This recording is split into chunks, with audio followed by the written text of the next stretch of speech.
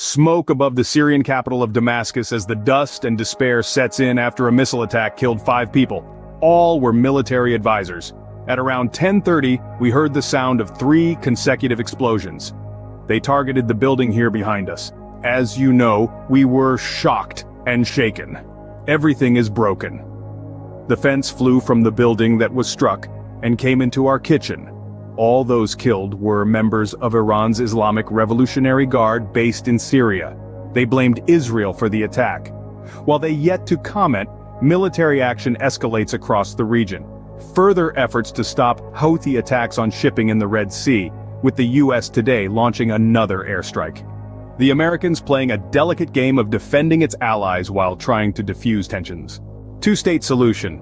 As President Biden said, the creation of an independent state for Palestinians was still possible after his first phone call with Benjamin Netanyahu in almost a month. We're not going to agree on everything. We've said that. And good friends and allies can have those kinds of candid, forthright discussions, and we do.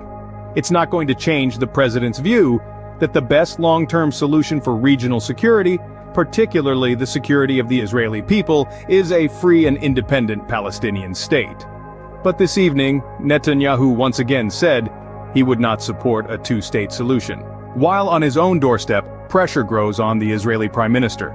Outside his house today, the families of more than 100 Israeli hostages still being held by Hamas protest as Israel continues to carry out strikes in Gaza. In the last 24 hours alone, 165 people have been killed, according to the Hamas-run health ministry. They say almost 25,000 Palestinians have now died in Gaza since October. Violence too in the West Bank, where they're mourning a 17-year-old boy.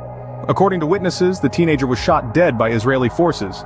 Come here and test and see for your own eyes what kind of life we are living here. What is the pressure they put us under? What is the women's and kids, and how many fathers and mothers have to say goodbye to their children? Nearly 4 months into this war, and the pain and isolation of conflict compounded by constant internet and phone blackouts, meaning Gazans have been cut off from the outside world and their own. Here, they head to the coast in search of signal and human connection. Well, earlier I spoke to the Shadow Foreign Secretary David Lamy, whose speech at the Fabian Society conference in London calling for a ceasefire in Gaza was interrupted by pro-Palestinian protesters. He said Labour was committed to the establishment of a Palestinian state, adding, "I want change through power, not protest." I started by asking him for his assessment of some of the challenges facing the world.